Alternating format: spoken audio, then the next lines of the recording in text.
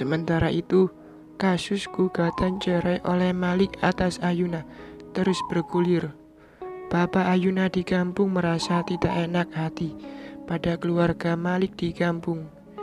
Ia merasa malu sekali atas kelakuan anak perempuannya.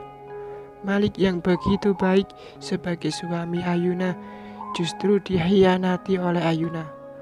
Tak tanggung-tanggung, perbuatan zina Ayuna dengan selingkuhannya diperlihatkan sendiri oleh menantunya itu. Beban malu itu kian hari kian terasa berat. Maka setelah berpikir masak-masak, Bapak Ayuna mendatangi rumah orang tua Malik. Ia mengembalikan sebidang sawah dan mesin penggiling padi yang sudah diberikan oleh orang tua Malik pada mereka. Tidak perlu seperti ini, Pak Hidayat. Walaupun anak-anak kita sudah selesai jodohnya, tapi silaturahim antara kita jangan sampai putus. Dan apa yang sudah kami berikan pada keluarga Bapak tidak perlu dikembalikan, ucap Abi dan Bunda ketika Bapak Yuna datang. Tapi Pak Hidayat, ayah Yuna bersikeras tidak mau lagi mengelola sawah itu. Ia merasa sangat bersalah dan malu atas perbuatan putrinya. Baik Pak Hidayat, saya terima kembali sawah tersebut, tapi mesin penggilingan padi tetap untuk Bapak. Izinkan saya memberikannya pada Bapak. Sebagai sesama orang muslim, saya tidak tega melihat Bapak kembali menggarap sawah orang. Kalau semua ini dikembalikan pada kami, pakailah biayanya untuk sekolah adik-adik Ayuna. Bijaksana sekali sikap Abi dan Bunda, membuat Pak Hidayat tak berani memaksa lagi. Ayuna yang mengetahui itu sangat marah. Ibunya yang ada di Bekasi untuk menemaninya menjadi sasaran kemarahannya. Mengapa pakai dikembalikan sih?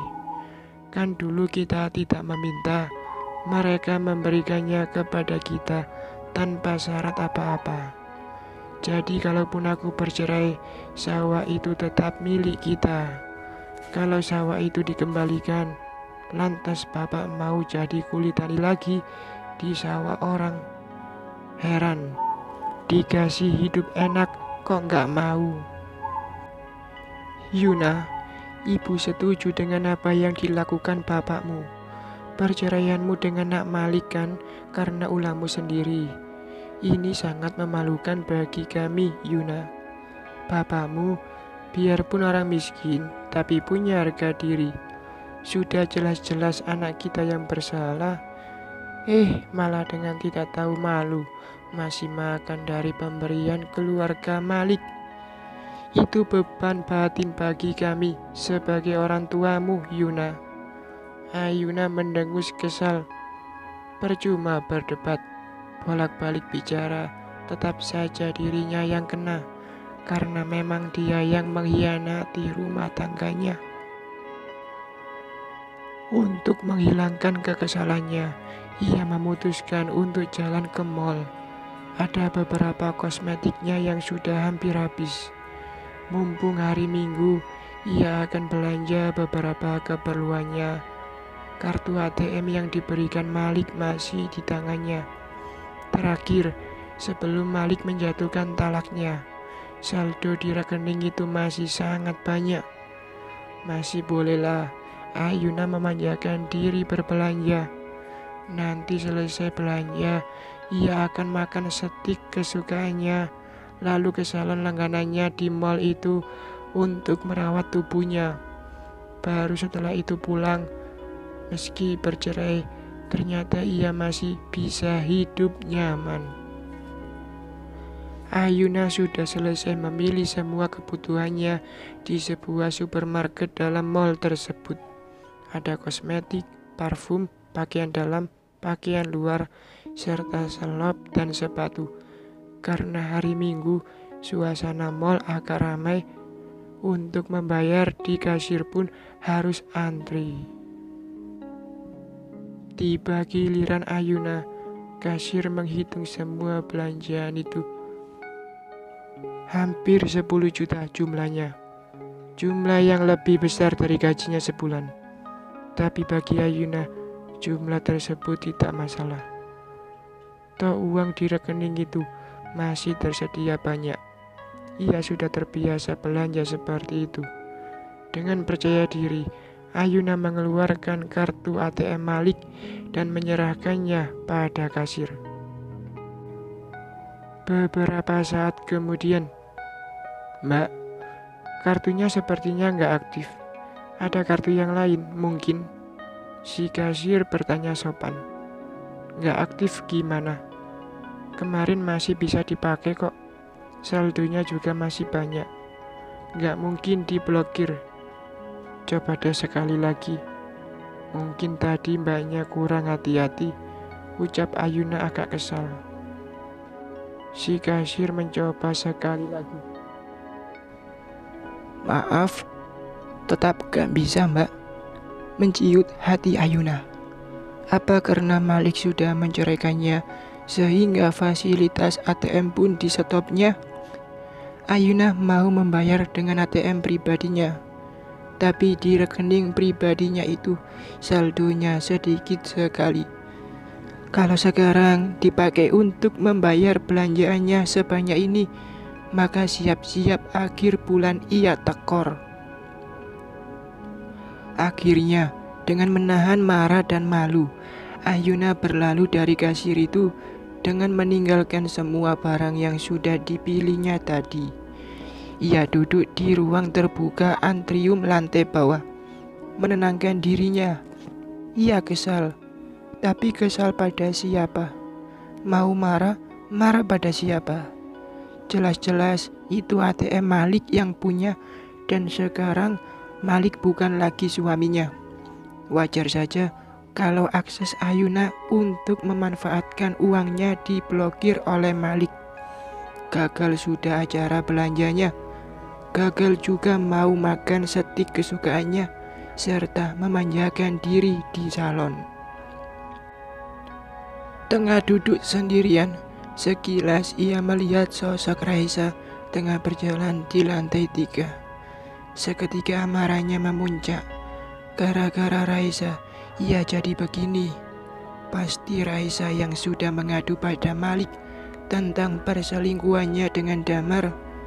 Pasti Raisa juga yang sudah memberikan gambar-gambar rekaman video dirinya dengan Damar. Selama ini hubungannya dengan Damar aman-aman saja, tanpa diketahui oleh Malik. Tapi setelah Raisa memergokinya, Malik pun jadi tahu. Secepat kilat, Ayuna mengejar Raisa ke lantai 3. Benar saja, terlihat Raisa tengah berjalan dengan anaknya dan seorang gadis. Mereka bertiga terlihat berbincang dan tertawa gembira. Rupanya mereka tengah memilih restoran untuk makan siangnya. Terlihat Raisa menunjuk beberapa restoran yang ditolak oleh pria kecil bersamanya itu. Mungkin si bocah punya pilihan sendiri. Setengah berlari Ayuna mendekatinya. Ditariknya tangan Raisa dari belakang, membuat Raisa terkejut. Dan lebih terkejut lagi melihat ternyata Ayuna yang menarik tangannya. "Ada apa?" tanya Raisa, berusaha melepaskan tangannya. Tapi Ayuna menjengkram dengan kuat sampai terasa sakit di pergelangan Raisa. Mukanya merah dengan sorot marah menatap Raisa. Melihat situasi yang kemungkinan menjadi tidak kondusif, Raisa segera memanggil Hanum yang memegangi Saka. "Num, kamu bawa Saka masuk restoran dulu. Nanti aku telepon. Cepat, jangan sampai Saka melihat hal ini." Hanum cepat tanggap. Segera membujuk dan membawa Saka masuk restoran sehingga tidak melihat kejadian di luar. Raisa tidak ingin anaknya yang masih kecil melihat kejadian buruk ini. Ia takut Saka trauma lagi. Trauma karena papanya saja belum pulih, masa trauma pula melihat mamanya ribut dengan orang lain. Ia melihat wajah Ayuna yang penuh amarah. Setelah Hanum dan Saka pergi, Raisa menoleh pada Ayuna. "Ada apa?" tanyanya dingin. "Ada apa? Ada apa? Kamu kan yang melaporkanku pada Bang Malik. Kamu ingin ya melihat rumah tanggaku rusak. Kamu kesal karena kamu tak mampu menjaga rumah tanggamu sendiri. Sekarang menyeret-nyeret rumah tanggaku pula. Sebentar lagi kamu jadi janda dan kamu ingin menikah dengan suamiku, bukan? Ketinggian mimpimu. Mana mau Bang Malik dengan janda punya anak sepertimu?" Raisa melihat beberapa pengunjung mal berhenti dekat mereka, memperhatikan dirinya dan Ayuna. "Yuna, mari kita bicara di tempat lain. Aku tidak suka ribut di muka umum seperti ini." "Oh, kamu malu kalau ketahuan mau merebut suami aku. Kalau tak becus menjaga suami sendiri, jangan merayu suami orang dong. Tampang saja alim, kelakuan murahan." Ayuna bicara tanpa tedeng aling-aling, seolah dirinya lah yang paling benar. Beberapa orang di sekitar mereka mulai berkerubung dan terdengar nyeletuk. "Oh, ada pelakor rupanya. Seru nih kalau dijadiin video." Raisa geram sekali diperlakukan seperti itu oleh Ayuna. Perempuan ular itu begitu mudahnya membalikan fakta. Dia yang berselingkuh malah menuduh Raisa yang merebut suaminya di depan orang banyak pula. Sekuat tenaga dihempasnya tangan Ayuna yang mencengkram pergelangan tangannya. Sakit terasa, tapi pegangan itu terlepas dan Ayuna terhuyung menabrak orang di belakangnya yang rupanya seorang petugas security yang baru datang. Petugas security itu melihat ramai-ramai, segera mendekat. Melihat Ayuna terhuyung, cepat ia menangkap agar tak terjatuh. Tangannya yang satu mencekal tangan Raisa agar ikut dengannya ke ruang keamanan di basement. Raisa tidak membantah karena tak ingin berlama-lama jadi tontonan orang. Seseorang merangkul bahu Raisa seolah memberitahu bahwa ia siap menemani dan membantu Raisa. Ternyata Bu Cynthia, istri Pak Yudis. Rupanya kejadian tersebut terlihat oleh Pak Yudhistira, pemilik Hotel Mona Lisa, yang saat itu sedang jalan bersama istrinya di mal tersebut. Ketika melintas, ia melihat Raisa, desainer yang pernah dikenalkan Malik dulu padanya, sedang bertengkar dengan seorang wanita. Ia pernah bekerja sama dengan Raisa, membuatkan gorden untuk hotelnya, serta membuat seragam pernikahan adiknya belum lama ini. Sejak itu, istrinya jadi pelanggan tetap menjahit baju pada Raisa. Melihat Raisa bertengkar dengan seorang yang kalau ia tidak salah adalah istri Malik, ia mendekati dan merekam semua kejadian itu. Sementara istrinya berusaha mendekati dan menarik Raisa agar menjauh dari Ayuna yang terlihat garang. Ketika Ayuna dan Raisa digelandang ke ruang keamanan, Yudis dan istrinya menemani Raisa ke ruang tersebut. Di ruangan itu, keduanya dimintai keterangan oleh petugas keamanan. Raisa menjawab dengan tenang, sesuai kronologis kejadian. Tapi Ayuna penuh emosi, mencak-mencak menunjuk-nunjuk Raisa dengan tuduhan bahwa Raisa sudah merusak rumah tangganya. Melihat sikap Ayuna yang emosional, Pak Yudis minta izin pada petugas keamanan untuk membawa Raisa pergi.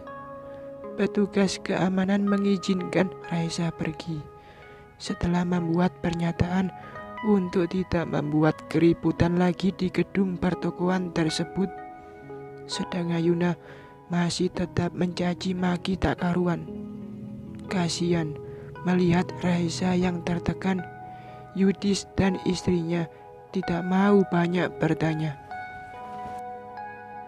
Mbak Esa mau pulang sekarang atau masih ada keperluan di sini?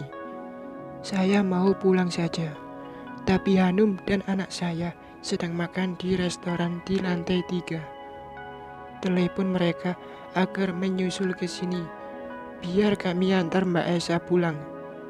Terima kasih, Bapak dan Ibu Yudis. Biar saya pulang naik taksi saja. Silahkan Bapak dan Ibu meneruskan acaranya. Raisa tidak mau merepotkan kedua orang tersebut. Kebetulan kami juga sudah selesai dan sudah mau pulang. Biar sekalian kami antar. Khawatirnya ketemu lagi sama perempuan tadi, nanti terjadi ribut lagi. Dia sepertinya masih emosi sekali. Ibu Yudis merangkul bahu Raisa. Benar juga, Ayuna kan masih ada di mall ini. Nanti kalau ketemu malah bikin ribut lagi. Malu-maluin aja. Raisa segera menelepon Hanum agar menyusulnya ke tempat parkir di basement. Bersambung.